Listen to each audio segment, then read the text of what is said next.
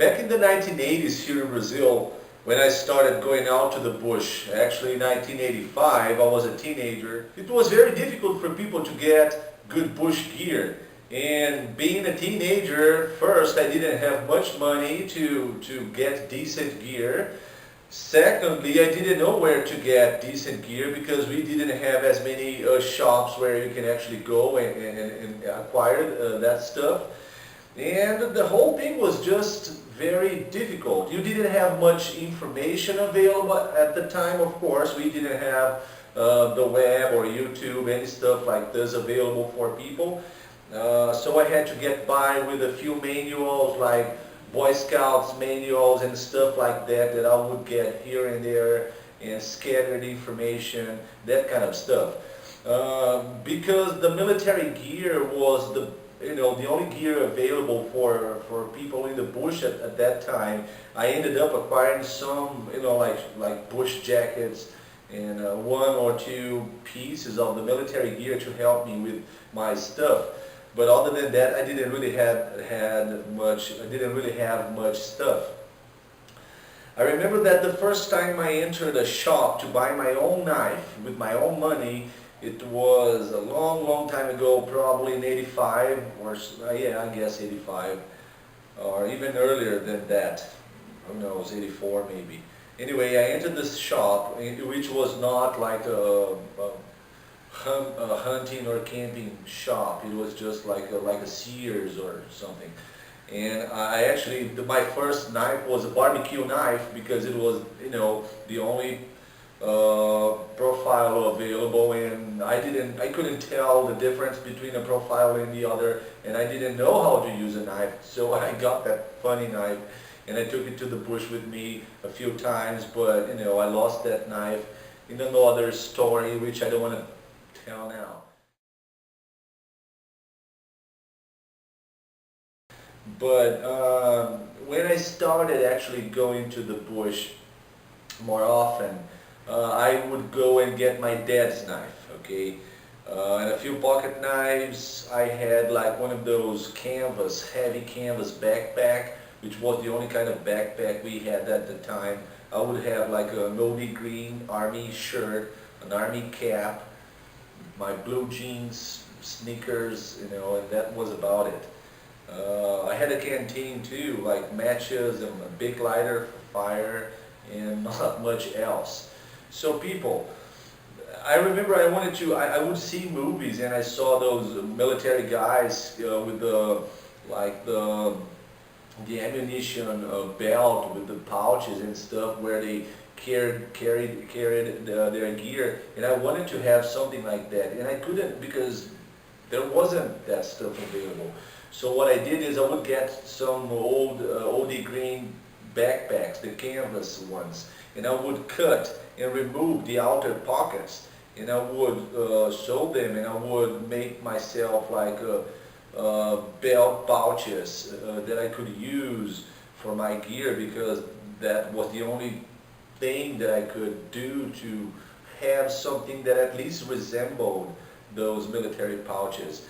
So what I did is I actually went through a few pictures that I got. I got this old picture of me in 1987, I guess, at Pico da Colombia with an uncle and a friend.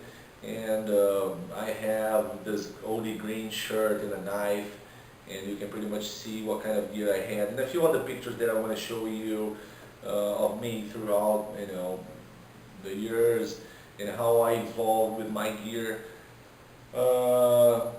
Just to give you guys an idea of what that stuff is all about, right? So after that, I actually collected some gear that I could find around, which is pretty much like the kind of gear that I used to carry with me to the bush back in the 80s and early 90s, or during the 90s when I did that.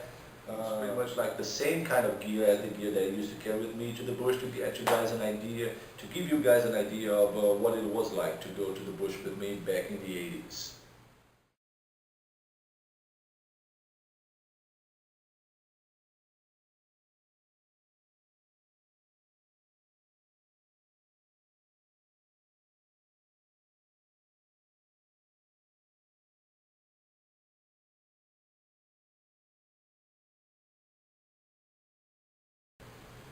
in the bush, I would basically carry a backpack, a canvas backpack, okay? A little bit bigger than this one here.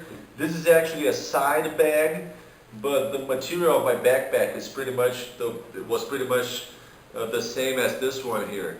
And for gear, like I mentioned before, I would probably have some kind of heavy canvas pouch that I made, cutting the outer pouches out of a backpack, like I mentioned before, like this one that I got here. For blades, people, I would have a knife which was identical to this one here, okay? It was pretty much as this one here. Same model, same everything. It was my dad's knife, okay? It was, he used this knife for barbecues and for, whatever he was cutting. And for me, this knife here was the knife at that time. It was the best thing I could possibly have, and way better than my first barbecue knife. But this one here, differently from the ones that I used to carry on me, had the upper hand guard folded back like this, because then it at least allows me some kind of a better performance with it now. But at that time I would keep the original hand guard upwards here, and that was pretty much the only knife I carried with me during the whole 1980s, other than my first barbecue knife. But and I did, it did the job. I didn't do any batoning at that time, or not much. And for all the camp tasks, the small cuts and camp tasks, it did the job. I also had two folders, okay? Cheap ones, like these ones here. Actually, my very first pocket knife was a model that resembles this one here a lot, okay? And this one here was almost like my everyday blade throughout the 1980s and a good deal of the 90s, at least until I got my first Swiss Army pocket knife in the early 90s, or actually sometime in the 90s. For water, I used to carry an aluminum canteen, pretty much like this one here, like a GI canteen, okay, with an OD green. Actually, it was just a green cover, not like a military green, an OD green. It was like a kind of green. And a simple aluminum canteen for water, okay. I had some cord, okay, for general tests. And for fire, well, forget ferro rod, forget magnesium blocks, forget all that modern tinder and stuff. All I had for fire was a simple big lighter and matches. That's all. Sometimes I would probably use a piece of plastic, maybe a little piece of rubber to help start a fire, but it was something that I did without considering those things, the little piece of plastic or rubber, as a tinder. They were just things that I had at hand that I would help with the fire. My main means to start fire were the big lighter and the matchbox. And I lit all the fires that I wanted with these two. Anyway, so this is just to give you guys an idea of what kind of gear I used to carry on me back there in the 80s when I started going to the bush. Of course, at first I didn't spend nights at the bush. They were mainly day hikes, and I would carry this stuff with me, plus food like clothes, and that's how I got started. I also had to improvise a lot of my gear because I wanted to have stuff and I didn't have stuff, so I had to make stuff.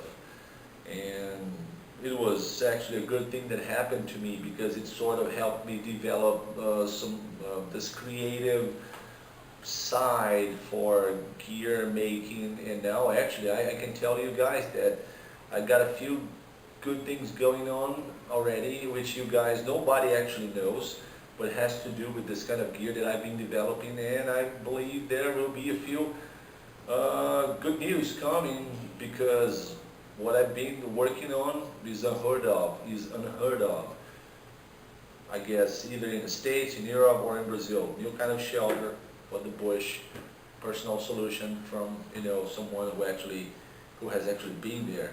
It's a long story. Just keep an eye open. I'll let you guys informed. But this is what I do. Okay, I make things. I try to create things. Of course, maybe at that time when I was a teenager, if I had a good knife, well, I would probably go and buy that good knife. But I didn't have money. I didn't know where to get good gear. I didn't even know if there was good gear available at the time.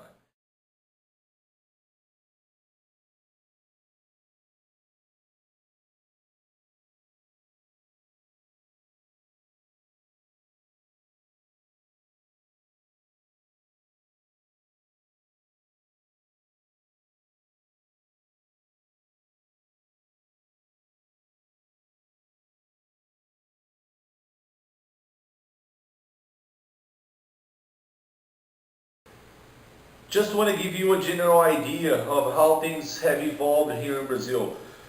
If you compare like 25 years ago, when I started going out to the bush and now, okay? Of course, if you ask me, is your present current situation the ideal situation? No, no way. Of course not, right? But anyway, I have to admit, when I entered a camping shop nowadays and I see all those knives, available for people, well, it is a much better situation than it was 25 years ago. It sure is, okay? 25 years ago, this is what I had. This simple blade here and this kind of cheap folder, okay? Because of this, I had to go out there and cut machetes and start making knives for me to go to the bush. I'm not a blacksmith. I cannot melt metal and make myself a knife. I can cut machetes and make knives. I know that a machete metal is not as good as it should be for a knife metal, but it is what I could do, right? It was a way I could improvise with something, and it worked fine for a long time, this little knife here, and this one here still does, right? Nowadays, in the market, we have this little Gepardo knife, which is Chinese, but it's better away. Oh, it's debatable because some of these knives came with a problem. The tang was screwed. It wasn't like an actual full tang.